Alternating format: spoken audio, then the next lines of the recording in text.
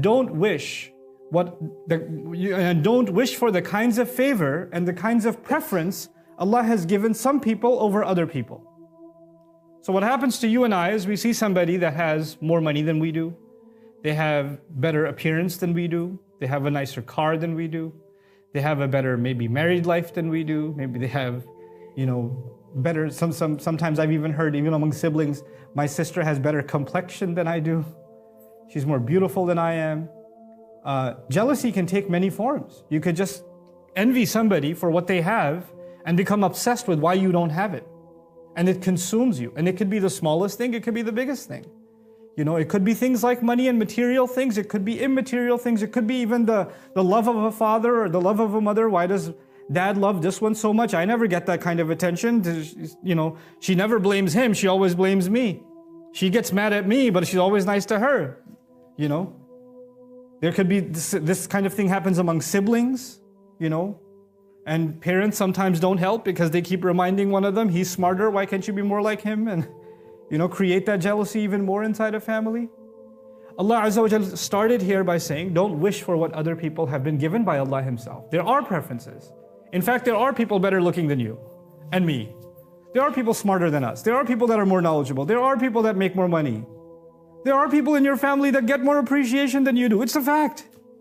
That's just a fact. And sometimes it's clearly unfair. But in some of those things, it's simply Allah has opened a door of rizq for them that He didn't open for you. And He opened other doors for you. But what happens for you is, you want the same things that somebody else has. Allah did not make you the same as anyone else. And Allah did not open the doors of provision, of rizq, for you that He opened for other people. Each of us has a unique set of opportunities.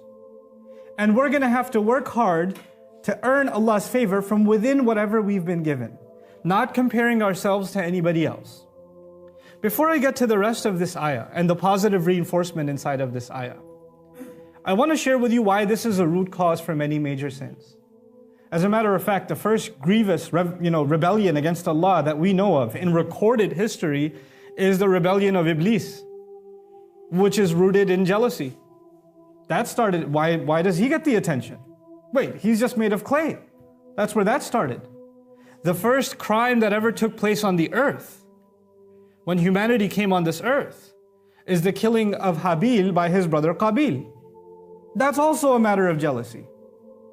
This jealousy can be so heinous and so ugly that even when you are the son of a prophet named Yaqub alayhi salam, and your brother himself is a remarkable child, who even if you don't know is not a prophet yet, has prophetic qualities. It can lead you to the point where you're even willing to kill your brother. What I'm trying to get at is jealousy and envy are not to be underestimated. They may seem like something going on inside of you or inside of me. It's just a feeling that I have. It's just an itch that I have. Literally, by the way, al-hasad is actually al-qishr, literally a peel and a scratch.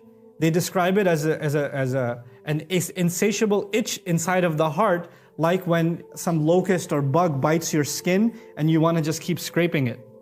It's this, and the more you scrape it, the worse it gets. You're just supposed to ignore it and let it pass. The feeling may come, but you have to let it pass. That's actually what hasad is. Al-Hasan rahimahullah radiyallahu ta'ala anhu said that I've never seen anybody who's a wrongdoer that looks more like the victim than someone who's jealous. Someone who's a wrongdoer has a victim.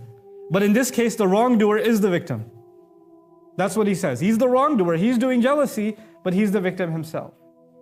This is why in one of the remarkable surahs of seeking Allah's protection, we seek protection of someone who acts jealously. وَمِن شَرِّ حَاسِدٍ إِذَا حَسَدٍ. We ask refuge from the evil of the one who's envious, especially at the time that he's demonstrating his or her envy, at that very moment. It's a very, very serious thing. It can lead to some very serious problems in my life and in yours. And I want to just count for myself and maybe refresh in my mind what kinds of blessings I may deprive myself of when I become a victim of jealousy. When I myself can't stop thinking about what somebody else has or what I wish somebody else had. And just to be clear, it's actually tamanni zawal al-ni'ma lidunihi. You wish that somebody else no longer had it. You don't just wish, okay, this one is so, so strong, I wish I was that strong. No. I wish they get sick and I get strong. You want them to not have it anymore. Why did they have it? Why did they? I hope he gets fired. Not only, okay, he got a promotion, I hope I get a promotion one day. No. I hope he gets fired and I get a promotion. That's hasad. You want to see them fail. Something in you just desires to see them come down, which it adds to your rizq in nothing. It doesn't add anything for you. But somehow inside of you, there's this feeling that if you can see them fail, or if you can see them suffer, it will make you feel better in some way. That's what hasad is. Now, how does it ruin one's blessings? We know about Iblis, that Allah Azza wa Jal ranked him among angels. There's no higher rank than that possible among the ibad of Allah. It's just jealousy that brings him from the highest to the lowest and furthest away from Allah. Can you imagine? The greatest of honors has been removed, and the root cause of it, jealousy. The root cause of it, self-entitlement. You have, as a result of jealousy, the committing of a crime, the murder, which the Prophet, what Allah will describe in Surah Al-A'raf, فَكَأَنَّمَا قَتَلَ النَّاسَ جَمِيعًا. That murder, that first murder, when talking about it, Allah says, anyone from here on who commits the act of murder, it is as though they have killed all of humanity. They have massacred all of humanity. That grievous sin goes back to jealousy. The point that all of this is supposed to make is that we need to identify in ourselves if we carry this disease. If I feel in myself that there's someone, people do this in every sphere, by the way. It's not just about money and looks and attention in a family. This even happens in the religious sphere.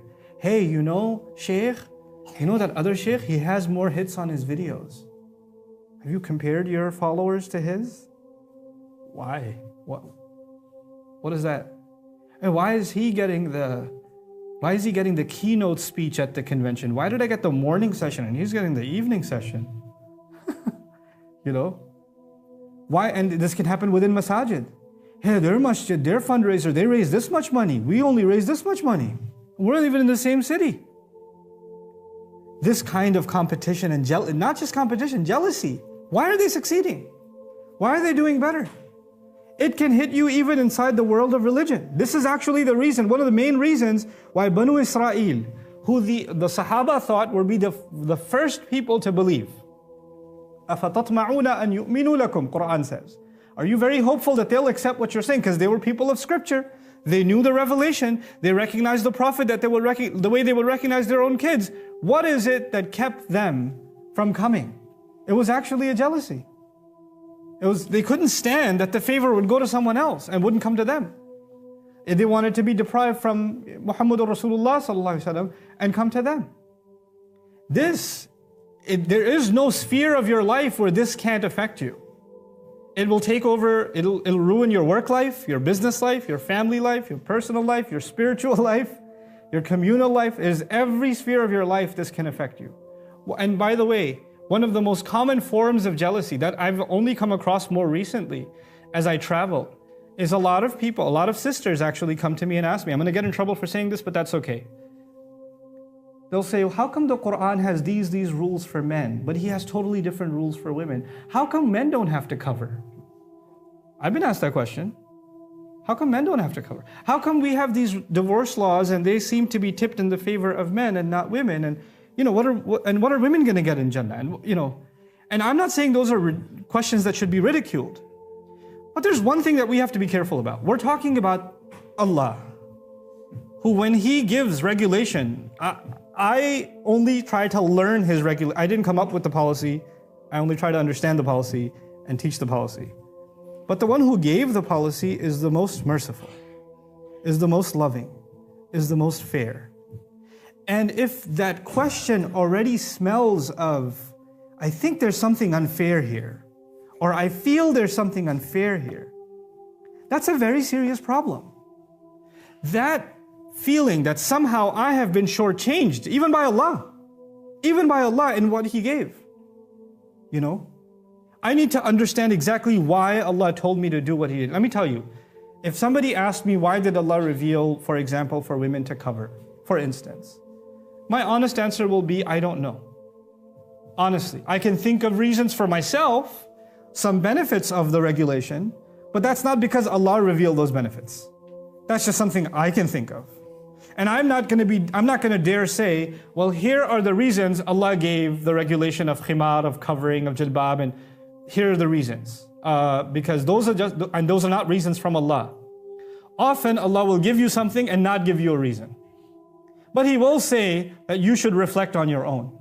لَعَلَّكُمْ تَتَفَكَّرُونَ لِيَدَّبَّرُوا آيَاتِهِ. You reflect on your own why. You think of yourself for yourself why, and Allah will not give you a regulation. I know one thing for sure, what He gives is a mercy and what He gives is fair. What does Allah say in these ayat? By the way, these ayat in Surah An-Nisa are after the ayat of inheritance. And of course in inheritance, it's not equal distribution in Islam. Men and women don't get equal share. Whether they're spouses or daughters or mothers, they don't get equal share. Their division is different. So the thought does occur. And so what does Allah say? لِلرِّجَالِ نَصِيبٌ مِّمَّا اكْتَسَبُوا وَلِلنِّسَاءِ نَصِيبٌ مِّمَّا اكْتَسَبْنَا. Men are only going to get part of the share that they earn themselves. And women will get from whatever they earn themselves. It's interesting the use of the word min in that phrase. You're not going to get everything you worked for in this life. You'll get a part of it. Part of it's reserved for later. Or you worked in this life, but some of it wasn't worthy of being compensated. Some of it wasn't, your intentions weren't pure enough. Your deed wasn't pure enough. So you'll only get the part of it that you actually earned, that was actually good and worthy of being compensated. Not all of it. And Allah says, I have standards for men and I have standards for women. Stop wishing for what the other has. Quit wishing for what the other has. And then He says, وَاسْأَلُوا اللَّهَ مِنْ فَضْلِهِ. One of the most remarkable phrases in the Quran, within the same ayah. He says, and ask Allah for His favor. By the way, fadl here isn't just favor, it's preference. You see, in jealousy, a person feels that this one has fadl over me, or I have fadl over them. This one has fadl over me, or a preference over me in terms of wealth, or in terms of appearance, or in terms of opportunity. Or a girl might feel that way in a house when her sister gets marriage proposals and she's not getting any marriage proposals. This one has a fadl over me. Allah says, you want fadl, instead of asking for that preference over another creation of Allah, ask Allah to give you a fadl from Him. Stop comparing what others are getting. Focus on what more you can get from Allah Himself. Almost pretend nobody else exists. Don't worry about anybody else. If you can internalize that, you'll live a much happier life, by the way. When you're sitting in a class and you're the only one who's not understanding, you're lost, the teacher is like talking about something and you're like, I don't know even what planet I'm on, I lost him like 10 minutes ago, why am I even sitting here? And the guy next to you or the girl next to you is answering every single question, raising her hand, and you're like, I'm gonna run this kid over in the parking lot, I hate this guy, it makes me feel so dumb because he answers every single question. You know what's just happened? All of your focus is on someone who you think is smarter than you, or is a teacher's pet, or is a show-off, or is getting all the attention, and they're making you look bad, or embarrassing you, while you forgot why you're there. You're a student. When you're sitting in that classroom, nobody else exists. It's just you and the teacher. You came there to learn. And you should embarrass yourself and say, I lost you. You need to explain yourself again. You owe that to yourself. You can't be embarrassed to ask. You came to further yourself, not to prove your worth to anybody else. That's not why you come to learn. The same way at work, the same way in your family. You don't just silence yourself and wither yourself away because somebody else was given a preference. If something is wrong, you speak up. If you're entitled to something, you speak up. You say it. And you don't just keep burning on the inside and letting that fester and create a hate inside of you. One of the things we beg Allah when we come before Him on Judgment Day is وَلَا تَجْعَلْ فِي قُلُوبِنَا غِلًّا لِلَّذِينَ آمَنُوا. Do not place ghil, meaning ill feeling, towards other believers in our hearts. We don't want that in this dunya, and Allah will remove it actually in Jannah. He removes it in Jannah. So it can happen in this life.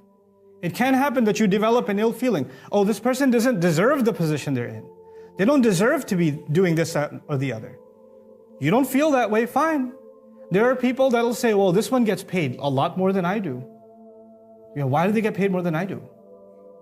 Or why, and what is it your business what they get paid? What are you doing? What have you earned? And if you feel that you should be earning more, then you should make a case for it. And say, here, I deserve more. And here's why. Not because of someone else, but because of your own merits. وَاسْأَلُوا اللَّهَ مِنْ فَضْلِهِ. Ask Allah from His own favor. إِنَّ اللَّهَ كَانَ بِكُلِّ شَيْءٍ عَلِيمًا. Allah has always known everything. When we stop becoming victims by comparison, when we stop thinking of ourselves as a man, as a woman, as anybody, we stop thinking of ourselves as we've been left behind because of other people. There's nobody between you and Allah. And you want to get ahead, ask Allah to get ahead. Ask Allah, وَاسْأَلُوا اللَّهَ مِنْ فَضْلِهِ. Otherwise, you'll just spend your life complaining about how other people have done you wrong and how other people have denied you opportunity, how now everybody got and you didn't get, and you're just going to be miserable and people around you are going to be miserable because of you.